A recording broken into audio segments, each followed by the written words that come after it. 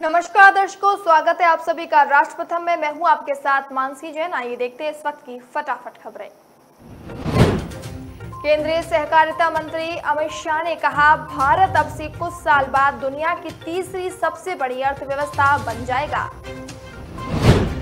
केंद्रीय गृह मंत्री अमित शाह ने घोषणा की, सरकार 2024 के आम चुनावों से पहले ग्राम स्तर पर 2 लाख नई योजना बनाएगा। उन्होंने डेयरी उद्योग को व्यावसायिकता, नवीनतम तकनीक, कंप्यूटरीकरण और डिजिटल भुगतान को बड़े पैमाने पर अपनाने के लिए कहा। भारत जोड़ो यात्रा केरल में 18 दिन और यूपी में 2 दिन पर सीपीएम ने कांग्रेस पर साधा निशाना। राहुल गांधी का एक कार्टून ट्वीट के जरिए साधा निशाना। ट्वीट में लिखा, भारत जोड़ो या सीट जोड़ो, केरल में 18 दिन, यूपी में 2 दिन, बीजेपी आरएसएस से लड़ने का अजीब तरीका। इसके जवाब में कांग्रेस महासचिव रमेश ने सीपीएम की आलोचना को मूर्खतापूर्ण बताया। जयराम रमेश ने नसीहत देते हुए कहा कि सीपीएम को होमवर्क करना चाहिए कि यात्रा की योजना किस तरह बनाई गई। जयराम ने केरल में सीपीएम को बीजेपी की एक टीम और इशारों में मुख्यमंत्री पिनराई विजयन को मुंडू मोदी तक बता दिया। ग्रेटर नोएडा के इंडिया एक्सपो मार्ट सेंटर में इंटरनेशनल डेयरी फेडरेशन की वर्ल्ड डेयरी आयोजित हुई। समिति में प्रधानमंत्री नरेंद्र मोदी ने महिलाओं के योगदान की जमकर तारीफ की। पीएम ने महिलाओं को डेयरी सेक्टर का असली कर्णधार बताया। प्रधानमंत्री मोदी ने अपने भाषण में देश की अर्थव्यवस्था और किसानों की आय बढ़ाने में डेयरी सेक्टर महत्वपूर्ण योगदान देने वाला क्षेत्र बताया। प्रधानमंत्री नरेंद्र मोदी ने कहा, भारत के डेयरी कॉर्पोरेटिव में भी 1/3 से ज्यादा सदस्य महिलाएं हैं। इसके साथ ही उन्होंने कहा कि डेयरी सेक्टर को 70% से ज्यादा काम महिलाएं संभाल रही हैं। इसी वजह से सरकार डेयरी सेक्टर को और मजबूत करने के तरीकों पर काम कर रही है और इसे मजबूत करने के लिए कई कदम भी उठाए जा रहे हैं। राहुल गांधी की महंगी टी शर्ट को लेकर बीजेपी नेताओं के सवाल उठाए जाने पर राजस्थान के मुख्यमंत्री अशोक गहलोत ने किया पलटवार। उन्होंने दावा किया कि मंत्री अमित शाह के मफलर की 1000 रुपए और बीजेपी नेता 2.5 लाख रुपए के पहनते हैं चश्मे। मुख्यमंत्री ने कहा कि कांग्रेस नेता राहुल गांधी की भारत जोड़ो यात्रा काफी कामयाब हो रही है और इससे बीजेपी के नेता बौखला गए। आरजेडी के नेता रहे और विधानसभा चुनाव में मुख्यमंत्री नीतीश कुमार की पार्टी जेडीयू को मदद करने वाले नेता अजीत यादव ने थामा बीजेपी का दामन। बीजेपी के प्रदेश अध्यक्ष संजय जायसवाल ने पार्टी में कराया शामिल। बीजेपी नेता सोनाली फोगाट की मौत की जांच का मामला केंद्रीय अन्वेषण ब्यूरो को सौंपा गया। सीबीआई द्वारा जांच कराने के केंद्र के फैसले का सोनाली फोगाट के परिवार ने किया स्वागत। सोनाली फोगाट के भाई रिंकू फोगाट का बयान, कहा, हमारा परिवार शुरू से ही इस मामले में सीबीआई जांच की मांग कर रहा था। उन्होंने कहा कि परिवार को सोनाली फोगाट की मौत के पीछे साजिश का संदेह है और केवल सीबीआई जांच से ही सच्चाई आ सकती है सामने। रिंकू ने विश्वास जताया कि एजेंसी मामले की गहराई से जांच करेगी। गोवा के मुख्यमंत्री प्रमोद सावंत ने एक पत्र लिखकर सीबीआई जांच की मांग की सिफारिश की थी। महाराष्ट्र के मुख्यमंत्री एकनाथ शिंदे की अध्यक्षता में हुई बैठक में एक अहम फैसला लिया गया। इसमें महाराष्ट्र सरकार कॉन्ट्रैक्ट पर काम करने वाले पैरा मेडिकल्स, आशा वर्कर्स और अन्य की तय करेगी श्रेणियां। महाराष्ट्र सीएमओ के बयान के अनुसार शिंदे सरकार के इस फैसले से उन्हें भर्ती प्रक्रिया के दौरान मदद मिलेगी। ये फैसला सोमवार को मुख्यमंत्री एकनाथ शिंदे की अध्यक्षता में राज्य मंत्रिमंडल की बैठक में लिया गया। महाराष्ट्र सीएमओ की तरफ से जारी हुए बयान में कहा गया कि कोरोना वायरस महामारी के दौरान बड़ी संख्या में संविदा पर काम करने वाले लोग, पैरामेडिकल स्टाफ, आशा, आंगनबाड़ी और अन्य सहयोगी कार्यकर्ता लड़ाई में सबसे आगे थे। बीजेपी विधायक अरुण कुमार सिन्हा के घर चोरी की घटना को अंजाम दिया गया। एफआईआर के अनुसार नगद 7,020 रुपए और आधार कार्ड, पैन कार्ड, परिचय पत्र सहित विधायक परिचय पत्र और मोबाइल की हुई चोरी। प्राथमिकी दर्ज होने के बाद अब मामला आया सामने। चोरी की ये घटना सिवान की।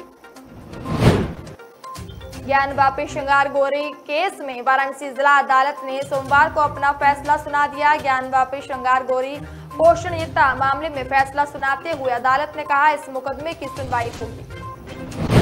जहां कोर्ट के फैसले से लोग खुश हैं, तो वहीं ये फैसला पीएफआई को रास नहीं आया।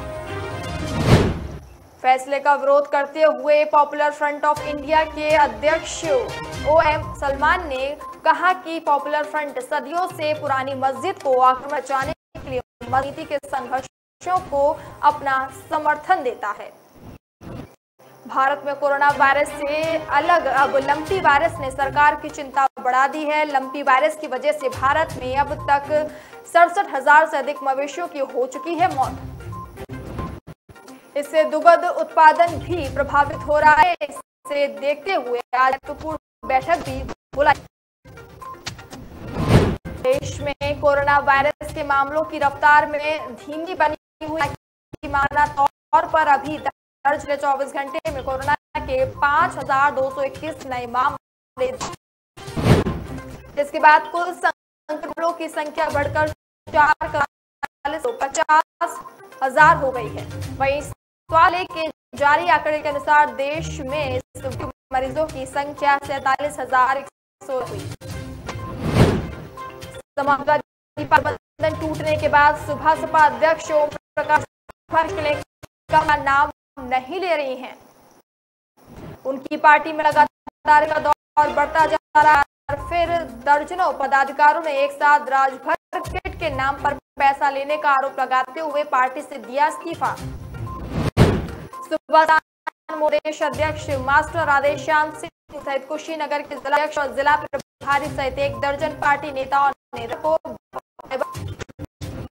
वाराणसी की जिला अदालत द्वारा ज्ञानवापी मामले में मुकदमा चलाए जाने के फैसले पर all India personal law board जताई आपत्ति। मुस्लिम पर्सनल लॉ संस्थापक मोहम्मद सुलेमान ने कहा कि ये कोडिफाइड लॉ का है। सेशन कोर्ट मामले में फैसला का अधिकार नहीं।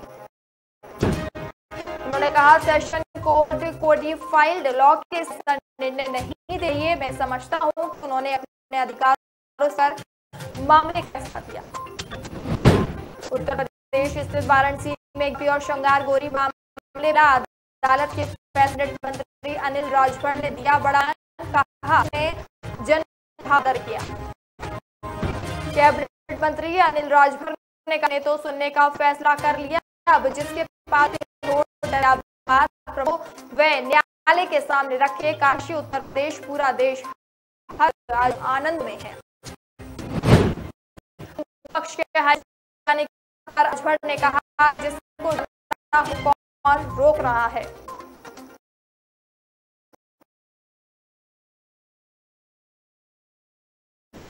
पूरी दुनिया ने माना अब ये काशी के ज्ञानवापी का है मामला। उत्तर प्रदेश के कई पश्चिमी जिलों में बारिश हुई। राज्य के ज्यादातर जिलों में बारिश नहीं हुई। वहीं बंगाल राज्य के कुछ पूर्वी जिलों में अच्छी बारिश की संभावना। मौसम विभाग ने इस संबंध में जारी दी। विभाग की माने तो प्रयागराज, वाराणसी और संत कबीर नगर समेत राज्य के 33 जिलों में भारी बारिश हो सकती है। भारी बारिश की संभावना को देखते हुए येलो अलर्ट जारी किया गया है। मौसम विभाग की ओर से दी गई जानकारी के अनुसार राज्य के 33 जिलों में बारिश की संभावना। रामकथा कलश यात्रा में इटावा पहुंचे बीजेपी सांसद साक्षी महाराज ने शिवपाल यादव पर दिया बड़ा बयान। कहा, शिवपाल यादव को जुझारू और मेहनतकश नेता बताते हुए इशारे में बीजेपी में आने का न्योता भी दिया। बातचीत में साक्षी महाराज ने कहा, भतीजे ने रास्ता भटका दिया, वे सही रास्ता ढूंढ रहे हैं। समाजवादी से विधान परिषद स्वामी प्रसाद की पार्टी जिम्मेदारी है। बताया जा रहा है कि स्वामी प्रसाद मौर्य का कद सपा की राजनीति में अभी और बढ़ेगा। इस दौरान पार्टी उन्हें कई अहम जिम्मेदारियां सौंप सकती है। इससे पहले विधानसभा चुनाव में अपनी सीट हारने के बाद सपा ने उन्हें एमएलसी का टिकट देकर विधान परिषद में भेजा था। राजनीतिक जानकारों की माने तो सपा पिछड़ा वर्ग की दूसरी जातियों को भी अपने पाले में लाने की कोशिशों में जुटा। उत्तर प्रदेश भाजपा के पूर्व प्रदेश अध्यक्ष और राज्यसभा सांसद लक्ष्मीकांत वाजपेयी कार के बजाय स्कूटर से शहर में घूमने के लिए जाने जाते हैं। किंग सर्किट हाउस के गेट पर मौजूद पुलिस वालों ने उन्हें सामान्य व्यक्ति समझकर रोक दिया। लक्ष्मीकांत वाजपेयी ने खुद का परिचय भी दिया, लेकिन पुलिस वाले राज्यसभा सांसद को स्कूटर पर पहचानने को तैयार नहीं थे। इस बीच नोकझोंक हुई और उसके बाद लक्ष्मीकांत वाजपेयी वहीं स्कूटर जमा कर बैठ गए। सर्किट हाउस के अंदर जब बीजेपी नेताओं को इसकी खबर हुई तो वह पुलिस के अफसरों के साथ गेट पर पहुंचे और बड़ी मान मनोबल के बाद उन्हें अंदर लेकर आए। मुख्यमंत्री योगी आदित्यनाथ 2 दिवसीय दौरे पर आज गोरखपुर पहुंचे। यहां आते ही वह गोरखनाथ मंदिर में आयोजित ब्रह्मलीन महंत दिग्विजयनाथ की श्रद्धांजलि सभा में हुए शामिल। वहीं बुधवार सुबह 10:30 बजे से ब्रह्मलीन महंत अवैधनाथ की श्रद्धांजलि सभा में भी हिस्सा लेंगे। लोकसभा चुनाव में अभी करीब 2 साल का वक्त बचा हुआ है, लेकिन राजनीतिक बयानबाजी और अटकलों का दौर अभी से जारी। बीते महीने बिहार में राष्ट्रीय जनतांत्रिक गठबंधन से जनता दल यूनाइटेड के अलग होने और राष्ट्रीय जनता दल के साथ गठबंधन सरकार बनाने के बाद उत्तर प्रदेश में भी राजनीतिक सरगर्मी बढ़ी। उत्तर प्रदेश समेत देश भर में बीजेपी के खिलाफ विपक्ष को लामबंद करने के लिए कई नेता लगातार प्रयास में जुटे। बीते दिनों इसको लेकर बिहार के सीएम नीतीश कुमार दिल्ली भी आए थे। दिल्ली में उन्होंने कई विपक्ष के बड़े नेताओं से मुलाकात की थी। हालांकि इस दौरान समाजवादी पार्टी प्रमुख अखिलेश यादव ने बीएसपी सुप्रीमो ने मायावती पर जमकर निशाना साधा था। फिलहाल इस फटाफट खबर में इतना ही। अब मुझे दीजिए इजाजत। नमस्कार।